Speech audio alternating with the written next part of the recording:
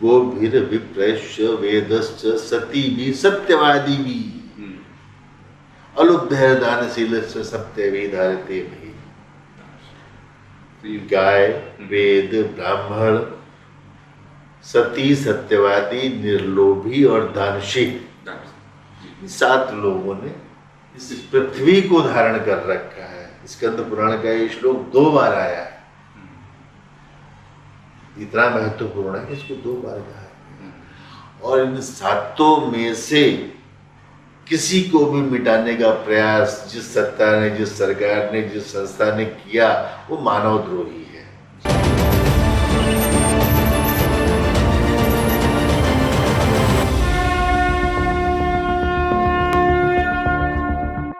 आज हम आए हैं जगत गुरु शंकराचार्य कश्मीर सर्वज्ञ शारदा पीठ के अमृतानंद देव तीर्थ महाराज जी के सानिध्य में, उनके चरणों में। सबसे पहले आइए आपकी ओर से और अपनी ओर से अपने चैनल साधना चैनल के लिए आशीर्वाद देते हैं। स्वामी जी को धन्यवाद।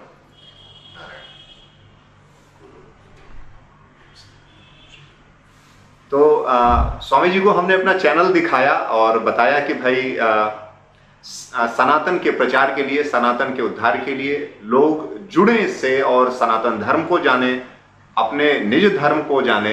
इन सब के लिए हमने इस साधना चैनल की शुरुआत की है, जिसका उद्देश्य ये है कि आप सब, हम सब जो जानते हैं उसी जाने हुए चीजों को और गहराई से चिंतन करें और धर्म को अपने आचरण में उतारें। तो चलिए स्वामी जी के मुखार बिंदु से कुछ आशीर्वाद, कुछ उद्देश्य और कुछ जो भी इस चैनल के हित के लिए कुछ आशीर्वचन है वो लेते हैं। स्वामी जी। नारायण। बहुत सुंदर प्रयास है आप लोगों का यह। सनातन धर्म पुष्पित बलवित होने का आशय है कि मानवता का पुष्पित और बलवित होना। अब विषय यहाँ पर यह है कि हमारे जो आचार्य, जो हमारे पूर्वज, हमारे ऋषि थे, उन्होंने हमारे जीवन को इस प्रकार से नियंत्रित किया धर्म के माध्यम से कि वो हमारे व्यवहार में इस प्रकार की चीज़ें डाल दी जिनको हम कुल परंपरा कहते हैं, स्थानीय परंपराएं कहते हैं, रीति रिवाज बोलचाल की भाषा में कहा जाता है। वस्तुतः हमारे जीवन शैली की प्रक्रिया है जिसके नियम बना दिए गए। 16 संस्कार जो मनुष्य को पूर्ण बनाने की प्रक्रिया है सनातन धर्म में, नर से नारायण बनाने की जो प्रक्रिया है वो 16 संस्कारों से होकर गुजरती है जी। तो उन प्रक्रियाओं को हमारे जीवन के व्यवहार में इस प्रकार से आर्टिकुलेट कर दिया गया, ऐसा समन्वित कर दिया गया कि हमें अधिक से किसी की ज्ञान की आवश्यकता ही नहीं रही जी। हम उसको सिर्फ एक नासमझ व्यक्ति भी, जिसको कोई समझ नहीं है, परिवार में रहता है, लोगों के साथ रहता है, तो बड़े सहजता के साथ में, बिना किसी ज्ञान के, बिना किसी डायरेक्शन के, जो परिवार की परंपराएं उनके साथ में, वो सब कुछ उसका समन हो जाता है जीवन का। ये अब विज्ञान को बहुत क्लिष्ट भाषा में आप समझाने लगिए तो हर व्यक्ति की जीवन की शैली अलग है जी। जीवन के 3 स्तर है, शरीर है, मन है, बुद्धि है और फिर उसके बाद आत्मा है। ये 4 जीवन के स्तर है। ऐसा कहते हैं कि ब्राह्मण 4 स्तरों पर जीता है। ओके। क्षत्रिय 3 स्तरों पर, बुद्धि के स्तर तक रहता है। ओके। वैश्य मन के स्तर तक कमांड रखता है। ओके। और जो जिनको हम शूद्र वर्ग कहते हैं या जो सर्विस प्रोवाइडर्स हैं, इनको शूद्रों की श्रेणी में रखा गया। जो सर्विस प्रोवाइडर्स हैं, उनको शब्दों में इनको अन्यथा न लिया जाए। ये बड़ा प्रचलित और सहज वर्ड है जो शरीर से ही संबंध रखते हैं, जिनका उद्देश्य सिर्फ शरीर तक ही रहता है, उनकी लेयर्स मन बुद्धि आत्मा तक नहीं जाती है, उनको ही शूद्र कहा जाता है, जिनका असर जीवन का सिर्फ शरीर तक ही सीमित है। तो हमने धर्म की ओर ऐसी कैटेगरी बना दी कि कोई आदमी शरीर पे जी रहा है, मन पे जी रहा है, बुद्धि पे जी रहा है, जिसको समझ है नहीं है, इतनी सुंदर व्यवस्था की हमारे पूर्वजों ने कि हमने सहजता के साथ में, हम परंपराओं के साथ में जुड़ करके उस चीज़ का लाभ ले सकते हैं। उनके वैज्ञानिक विश्लेषण करने में लाखों वर्ष लगते हैं, तब जाके एक शोध निकल के आता है और पता लगता है कि साहब हम लोग तो इसको बहुत पहले से पालन कर रहे हैं। स्वामी जी, वैसे भी कृष्ण भगवान ने गीता में कहा है, चातुर्वर्ण्यम मया सृष्टम गुण कर्म विभाग से, जो अभी आपने कहा कि भाई अन्यथा नहीं लेना चाहिए, जो जैसा कर्म कर रहा है उस हिसाब से उसकी बुद्धि उस स्तर पर रह जाती है। शायद इस बारे में हम नहीं रखिए। चातुर्वर्ण्यम कहा भगवान ने, वो स्वयं कह रहे हैं चातुर्वर्ण्यम। सब सकल सृष्टि क्यों नहीं कह दी उन्होंने? अगर मानवता को संबोधित करना होता या कुछ डिफ्रेंशिएशन नहीं होता उनके दिमाग में, कुछ देखो ऐसा होता है ना, वर्गीकरण के भी तरीके हैं, किसी भी चीज के पीछे ईश्वर का एक निश्चित विधान है, उसको मनुष्य समझ पाए या देर में समझ पाए या परम ज्ञान होने पे समझ पाए, यही सब बहुत सी बातें हैं। लेकिन सहजता ये है कि ईश्वर की कोई भी कृति अपूर्ण नहीं है, वो पूरी तरह से वो सोच के ही उसने किया। चातुर्वर्ण्यम मया सृष्टिम जो भगवान कह रहे हैं, वो चातुर्वर्ण्यम से ही शुरू करते हैं और ये भी कहते हैं कि कुल धर्मा कुल वर्णा कुल धर्मा च शाश्वता, शाश्वत है, ये कभी मिटने वाले नहीं है। जब तक सनातन धर्म रहेगा तब तक ये नहीं मिट। सनातन धर्म की व्याख्या भी समझ लो,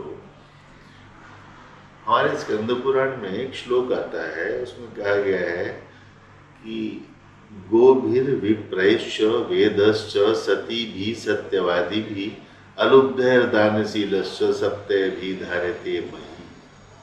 अर्थ ये है कि गाय, वेद, ब्राह्मण, सती, सत्यवादी, निर्लोभी और दानशील, ये 7 ऐसे पिलर हैं, 7 ऐसे स्तंभ हैं जिन्होंने धरती को धारण कर रखा है, मही को धारण कर रखा है। और इन 7 तत्वों में से किसी का भी लोप करना, उनको मिटाने का प्रयास करना, उनको सीमित करने का प्रयास करना, उनको समाप्त करने का प्रयास करना मानव द्रोह है, हिंदू द्रोह नहीं है। मानव द्रोह, ये धरती को धारण करने वाले तत्व हैं।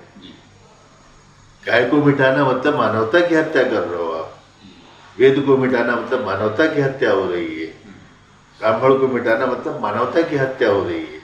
ब्राह्मण अब वो विषय पे डाइवर्ट, हाँ उसमें हम लोग करेंगे। और शायद यही कारण है कि सुबह शाम की आपकी जब आरती होती है तो हम लोग भी जयकारा लगाते हैं कि गौ माता की जय हो, गौ हत्या बंद हो। विषय गौ का जो वर्णन है, जो विशेषताएं हैं, अब लोग समझ पा रहे हैं। जो समझ पा रहे होता क्या है कि जो लोग इसको ज्ञान विज्ञान की तरह समझ लेते हैं, वो रिसर्च आते आते उसके पहले अपनी इंफ्रास्ट्रक्चर बना चुके होते हैं और उस प्रक्रिया को खुद फॉलो कर लेते हैं। आज की तारीख में जो परंपराएं हम लोग पिछले 100-200 साल में छोड़ करके और ये दार्की जीवन होने को विवश है, तमाम तरह के बीमारियां और पता क्या क्या हम लेके आ रहे हैं, वही चीज़ें पेटेंट करा के वो अपने आज की तारीख में पश्चिम यूरोपियन जगत में 70% मार्केट आयुर्वेद जगत में कब्जा किया हुआ है। प्योर हर्ब्स, अच्छी क्वालिटी, बेहतरीन क्वालिटियाँ सब चली जाती है विदेश।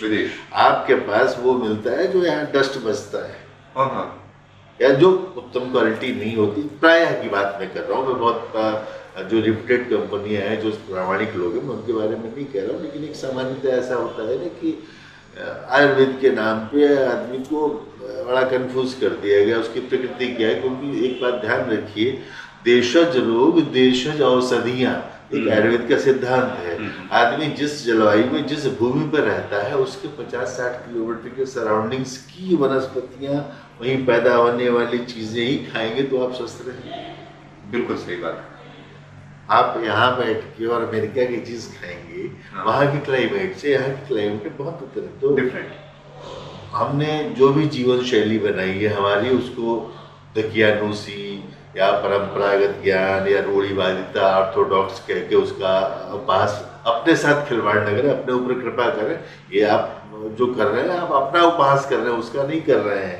इसका क्या मतलब है भाई? आपके पूर्वज करते चले आए हैं, उसके वैज्ञानिकता को आप नहीं जानते हो, या आपका विज्ञान कमजोर यहाँ पड़ रहा है? उनके कारणों में कमी नहीं है।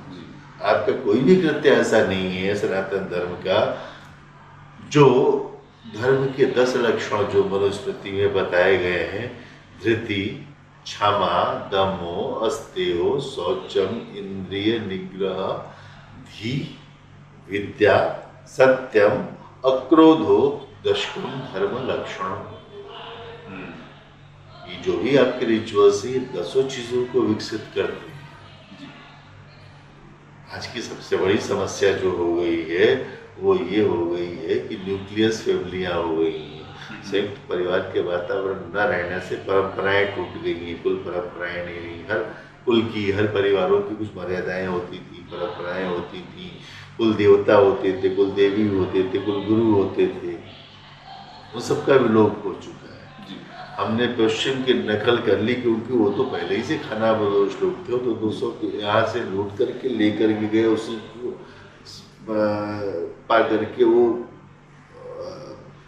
विश्व के नायक बन रहे हैं, और हम जो दुनिया को ज्ञान देते रहे हमें को अपना मजदूर बनाए हुए हैं। तो कहने का आशय इतना सा है कि धर्म और मनुष्य का वही संबंध है जो एक वृक्ष का धरती के साथ होता है।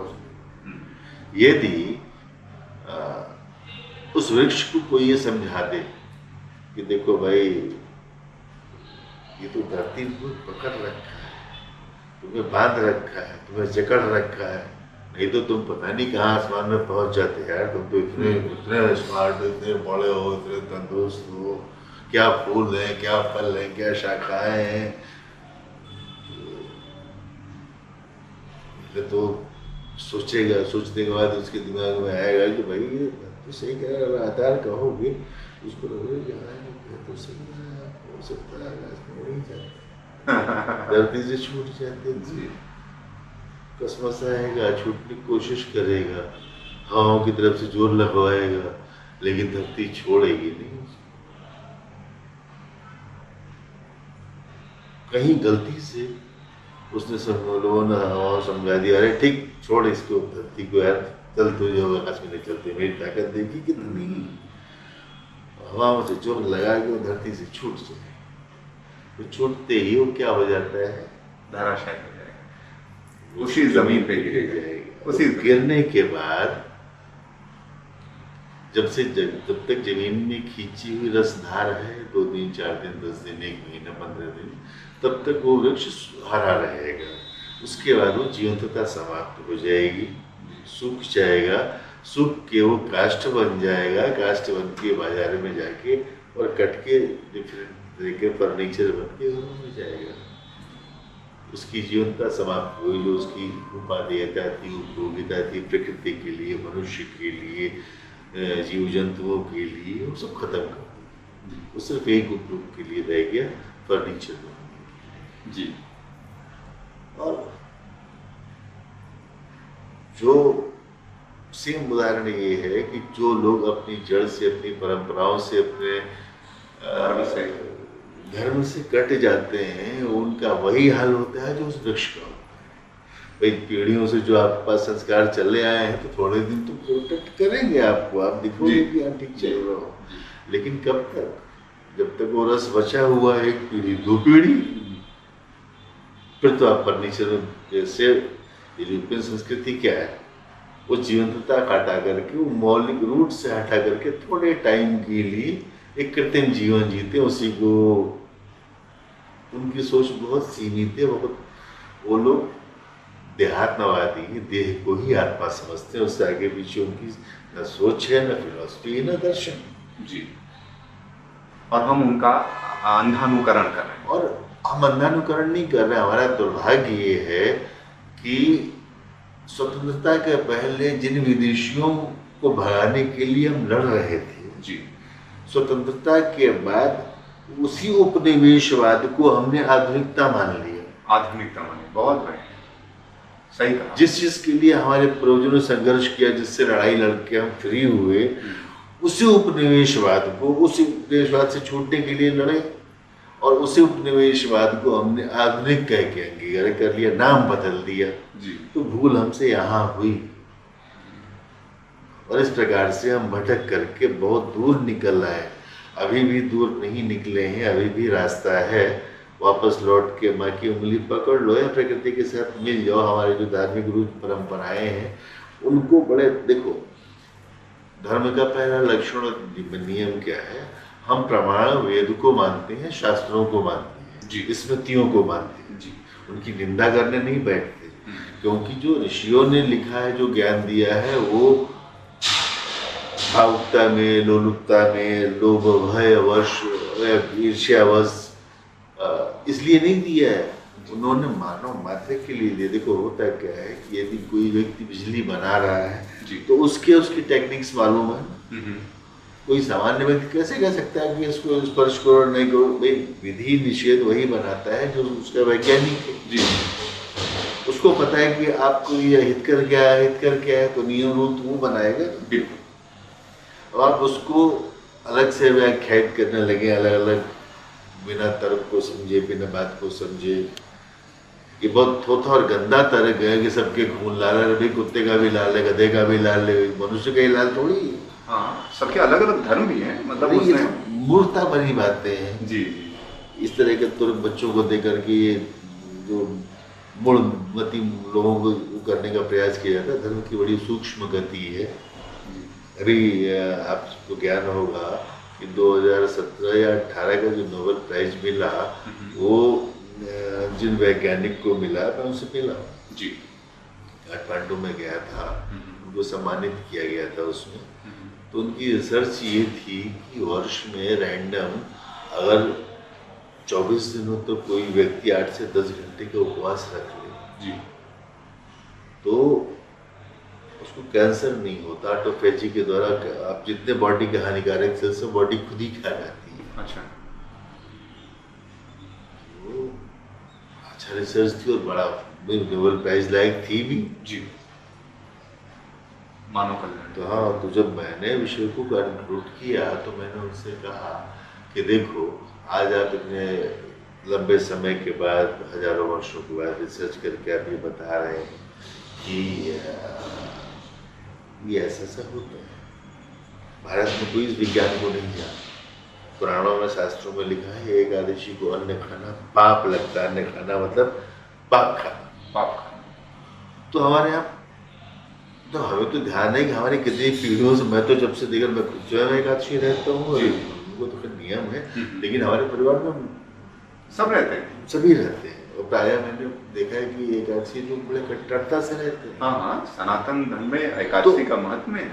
मैंने उनको कहा कि भाई आप जो 20 से 24 दिन टेंटेटिव कुछ बता रहे हो, मुझे ऐसा लगता है कि 24 दिन ही एग्जैक्ट हैं, और एकादशी का व्रत हम लोग पता नहीं कब से रहते हैं। जी, किसी ने हम लोग रिसर्च पेपर नहीं पढ़ के बताया, जी, किसी प्रोफेसर ने, किसी गाइड ने, किसी टीचर ने, किसी डॉक्टर ने नहीं कहा था कि एकादशी रहो। जी, एकादशी को अन्न खाने से पाप लगता है, ये धारणा के कारण भाई नियम था, भाई नहीं आज चूल्हा ही निकलेगा, हाँ, आज तो फल खा के रहना है। अशक्त कोई है, कोई बीमार है, ठीक है, कोई बात उसके लिए। लेकिन अब ये बताओ आप कि ये व्यवहारिक विज्ञान है कि नहीं? बिल्कुल। आप 1000 पन्ने का रिसर्च पेपर रख दो, उसको आदमी कितना पढ़ेगा, कितना फॉलो करेगा, नहीं पता जी, लेकिन अगर घर में एकादशी हो, खाना नहीं बना, तो ऑप्शन नहीं है खाने का।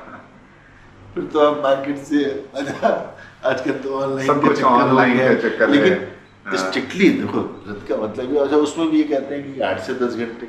मैंने कहा आपको कुछ परफेक्टनेस नहीं पता है, ठीक है, आपने रिसर्च की, बहुत अच्छी बात है, प्रशंसा योग्य है, स्तुत्य है, वंदनीय है, ठीक है, आपने किया वो। लेकिन इस विज्ञान को तो सोचो कि भाई हम लाखों सालों से कहते हैं, हमें किसने विज्ञान बताया था?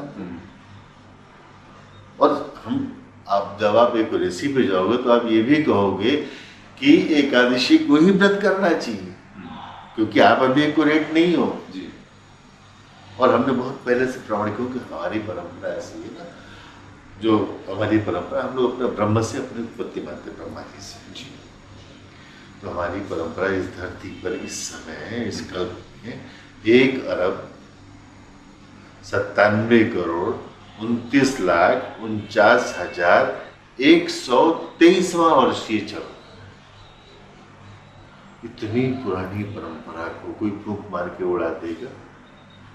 ये संविधान, ये बातें, ये नियम कानून, ये वो 100-200 साल की चीजें हैं भाई। इसके Even पहले 2-4 साल में ही विज्ञान इसके पहले कौन चला रहा था धरती को? बिल्कुल। वो कौन सा विप्लव हुआ, कहाँ कौन मरा, क्या दिक्कतें हुई? जी। और जिसको ज्यादा शंका है, दिक्कत है, वार्षिक रिकॉर्ड में 2 फरवरी 1835 को टीवी मैकॉले ने एक भाषण दिया है वहां पे जाके, पार्लियामेंट में, लंदन की। जी। आप गूगल पे सर्च कर लीजिए। जी। उसमें वो कहता है कि मैंने पूरे भारत को 18 वर्षों तक उत्तर से दक्षिण, पूर्व से पश्चिम घूमा साहब। 100% लिटरेसी, साक्षरता है यहाँ पे। जी। उत्तर भारत में 87-90% बताई है, लेकिन दक्षिण में तो कहता है 100% लिटरेसी। जी। कहता है कि हमें कोई भिखारी नहीं मिला, जी। कोई चोर नहीं मिला, जी। कोई शराबी नहीं मिला। जी। बोले इतना हाई स्टैंडर्ड इन लोगों का कैरेक्टर है कि हम इनको कॉन्कर कर पाएंगे, इट्स नॉट पॉसिबल, संभव नहीं है। अरे अभी 200 साल पहले की बात है मात्र।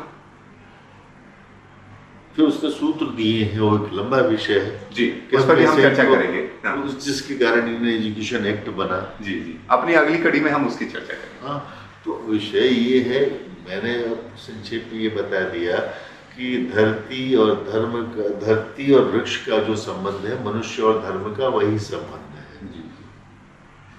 और आप धरती से हटे तो आप काष्ठ बन के, फर्नीचर बन के, जैसे वृक्ष बिकता है वैसे ही आप अपने मूल से हटे, अपनी परंपराओं से हटे तो आप बाजार के वस्तु बन जाएंगे। जी। और मनुस्मृति का सिद्धांत है कि शासक का कर्तव्य है कि राज्यम प्राणियम न कार्येत, अपने राज्य को कभी भी बाजार का सौदा न बनने दें। जो शासक अपने राज्य को बाजार का सौदा बनाता है, वहाँ विषमता, विपन्नता, विभीषिका, व्यभिचार सब कुछ शुरू हो जाता है।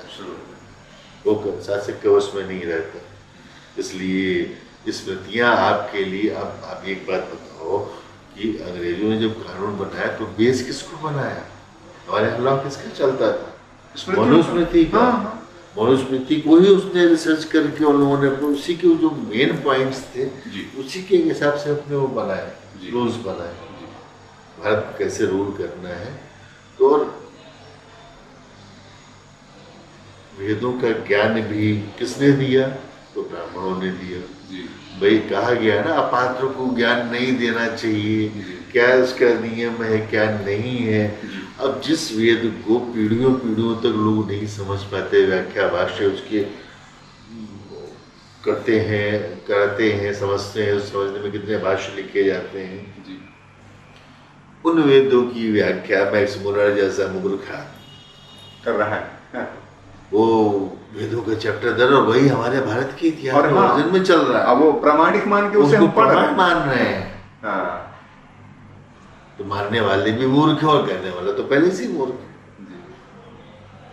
मूर्खता शायद निंदा स्तुति से नहीं है, लेकिन जो विषय इतना गंभीर है उसको इतना हल्का बना दिया गया। ये आदमी की नीचता का और हिंदुओं की मानसिकता का परिचय है कि अपना उपहास आप खुद ही कर रहे हो जी, फिर भी आप अपने को श्रेष्ठ कहते हो। वेद के लिए अधिकृत कौन है, क्या है, उसका पूरा एक परिचर्चा का विषय, शास्त्रीय विषय है।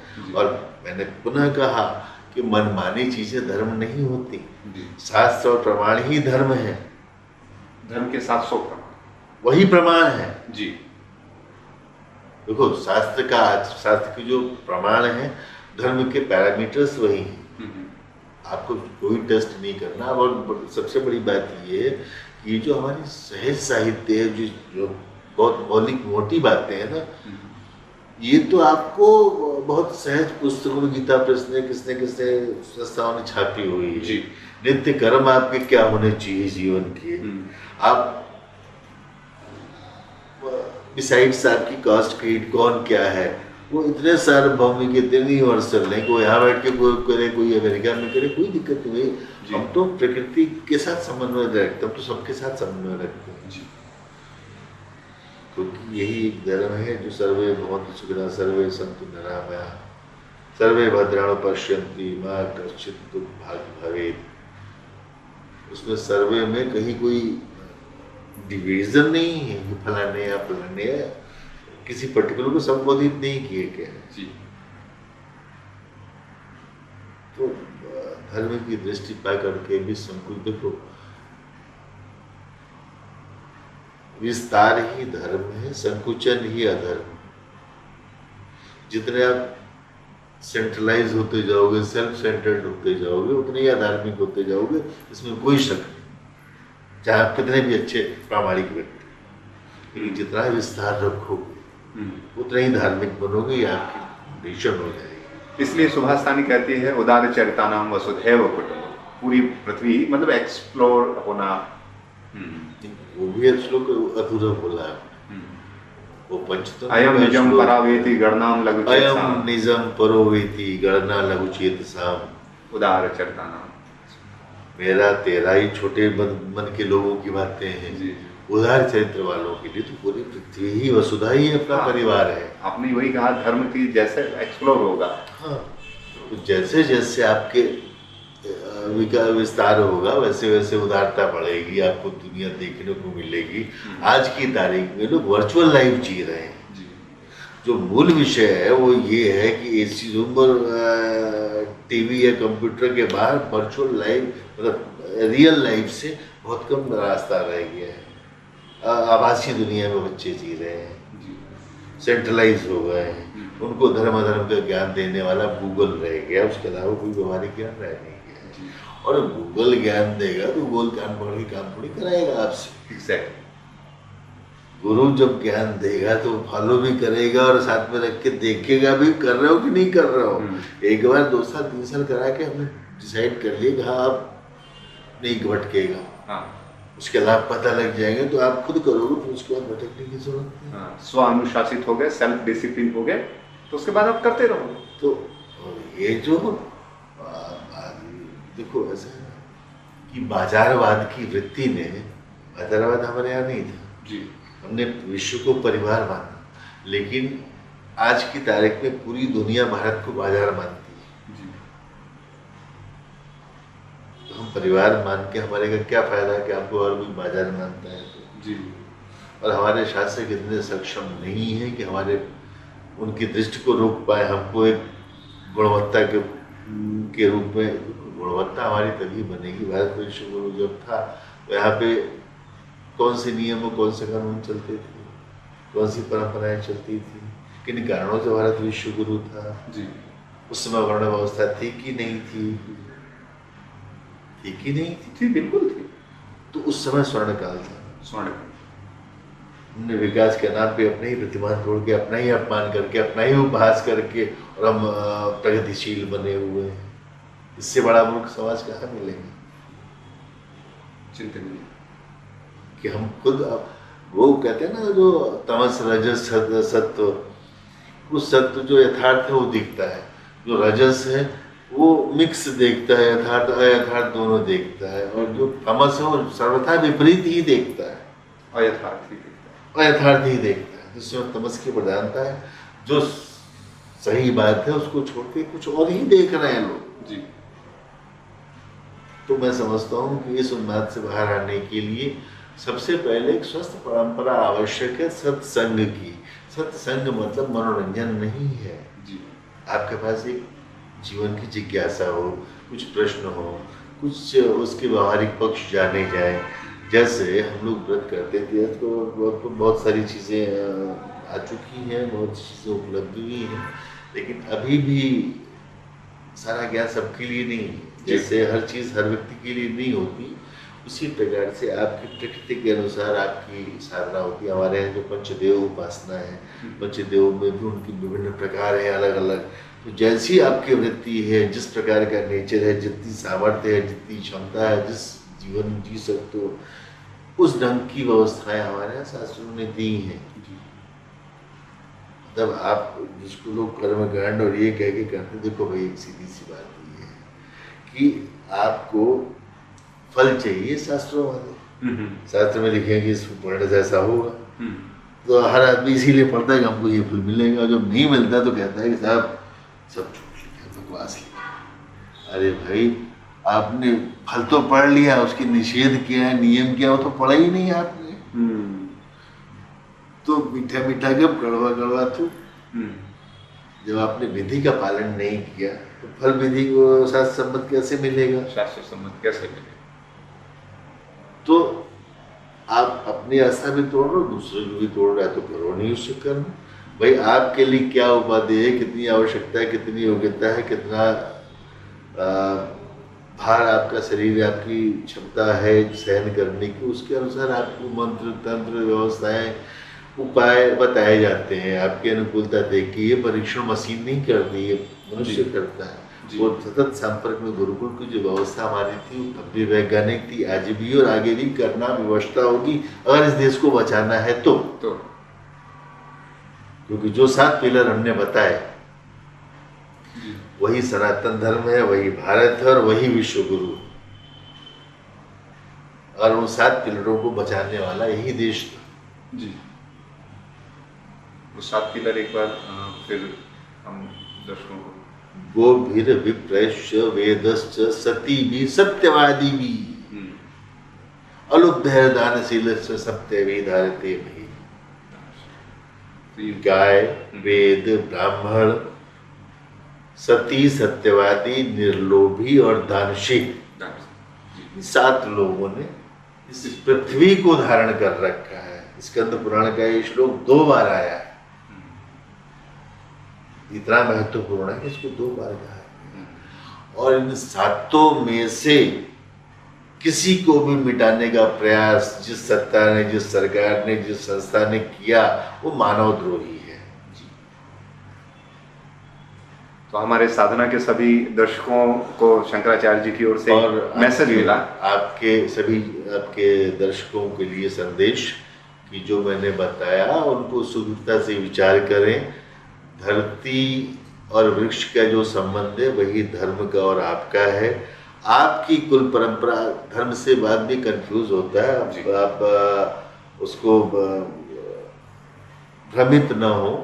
आपका धर्म क्या है? देखो धर्म की भी एक लिमिट्स है। आपकी धर्म, आपकी अवस्था, आपकी वर्ण, आपकी व्यवस्था के अनुसार निश्चित होता है जी। और उसके भी प्रकार हैं। अब पहले तो ये तय हो कि आपको क्या चाहिए, फिर उसमें कितने वोल्टेज की चाहिए, किस प्रक्रिया की चाहिए, कितने टाइम की चाहिए, नहीं चाहिए। ये कुल परंपरा, कुल गुरु परंपरा या कुल जो व्यवस्थाएं थी, वो परिवार के परिवार कुल के कुल पीढ़ियों तक उन्हीं के माध्यम से चलते आए। और न वो परेशान हुए न ये परेशान हुए, दोनों एक दूसरे के पूरक रहे। राइट। पता नहीं किस मूढ़ मंद बुद्धि ने इन सब बातों में विभेद डाल के अंग्रेजों की जो चाल थी उसको सफल करने में इन्हीं लोगों ने, हमारे देश के ही हमारे पूर्वजों ने, लोगों ने नासमझी करके इस स्थिति में आज हमको पहुंचा दिया। अभी भी समय है, समय रहते जाग जाएं, तथ्यों को समझें, बिना किसी चीज़ को जाने समझे अनावश्यक उसको न फॉलो करें, न प्रचार करें, उसको न जाने। क्योंकि ये आजकल भ्रमित करने वाली बहुत चीज़ें, कहीं प्रमाण से शास्त्र में किस विषय के संदर्भ में कौन सी बात कही गई है उसका पीछे का संदर्भ काट के और सिर्फ एक पर्टिकुलर लाइन को, एक सेंटेंस को प्रपोज करना, बिना संदर्भ के ग्रंथ नहीं पढ़े जाते जी। तो ये बहुत से नियम है, बहुत सी बातें हैं बताने के लिए। जब आप क्रम जारी रखेंगे तो हम आपको बहुत सी बातें बताएंगे। मेरा सिर्फ इतना उद्देश्य है कि बाजारवाद से बचें। बाजारवाद ने प्रकृति का, मानवता का, धर्म का, सबका विनाश किया। हम बाजारवाद के लोग नहीं हैं। बाजार हमारी व्यवस्था नहीं है, आवश्यकता है, आवश्यकता के अनुसार करें उसके काम। तो भारत अपने मौलिक स्वरूप में तभी आ सकता है जब अपने इन 7 जो नियम है, जो हमने 7 पिलर बताए, उनको फिर से स्थापित करे, अपने यहाँ स्थापित करे, तब विश्व में करेगा। तो कोई भी शासक वर्ग हो, कोई भी हो, सबसे अनुरोध यही है, समझ यही है, शास्त्र यही कहता है कि भाई ये धरती को बचाने वाले तत्व हैं, इनको बचाओगे तो तुम बचोगे। धर्मो एव हतो हंतु धर्मो रक्षते रक्षित तस्मात् धर्मो न हंतव्यो मानो धर्मो हत्येवति। वो मारा हुआ धर्म कहीं तुम्हारी हत्या ना कर रहे, इसलिए इसको संज्ञान में लेते हुए ये सही का कर्तव्य बनता है कि इन विषयों पे चिंतन करें और बाजारवाद से बचें। अखंड मंडलाकारम व्याप्तम येन चराचरम तत्पदम दर्शितम येन तस्मै श्री गुरुवे नमः। ऐसी गुरु परंपरा को हमारा कोटि कोटि प्रणाम। मित्रों, आपकी ओर से भी हमने स्वामी जी को, हमारे जगत गुरु जी को प्रणाम किया और आज ये मैसेज मिला कि जो हमें बताए गए हैं कि 7 चीज़ों ने धर्म को धारण कर रखा है, तो उनकी हमें रक्षा करनी है और उनमें हमें शामिल होना, उनको हमें धारण करना है, क्योंकि हम धारण करेंगे तभी हम वास्तविक रूप में धार्मिक हो पाएंगे। और इस साधना चैनल का उद्देश्य भी यही है कि हम सब अपने मूल धर्म से, स्वधर्म से जुड़ें, सनातन धर्म, मानव धर्म से जुड़ें, ताकि जो हमारी संस्कृति, जो हमारी सभ्यता जिसका धीरे धीरे लोप हो रहा है, हम पाश्चात्य के रंग में रंगते जा रहे हैं, आगे आने वाली पीढ़ियां, उनके लक्षण हमें आपको दिखाई दे रहे हैं, वो अपने ट्रैक पे आ जाएं। क्योंकि अभी स्वामी जी ने अपनी चर्चा में कहा कि जो अपने ट्रैक से गया, हम दूसरे की चीज़ों को, बाहर की चीज़ों को खाएंगे, वो वहाँ पनपती हैं, तो वो उतना फायदा, उतना अच्छा हमारे लिए नहीं होगा। तो हमारे अपने धर्म, हमारी अपनी संस्कृति, हमारा कल्चर, हमारे अपने भोज्य पदार्थ, हम इनको धारण करें, इससे ही हमारा कल्याण होगा, इससे ही पुनः हम प्रतिष्ठित होंगे और पुनः भारत जो है जगत गुरु बन पाएगा। तो हमारे जगत गुरु स्वामी अमृतानंद देव तीर्थ, जो हमारे कश्मीर सार्वज्ञ शारदा पीठ के शंकराचार्य हैं, उनसे आज हमने ये आशीर्वाद लिया, आप सबको ये आशीर्वाद मिला। तो जुड़े रहिए हमारे शून्य साधना चैनल से, और स्वामी जी के साथ हमारी चर्चाएं और हमारी वार्ताएं आगे भी आती रहेंगी। आज की कड़ी में हम यहीं विराम लेते हैं। स्वामी जी को पुनः पुनः दंडवत। नारायण।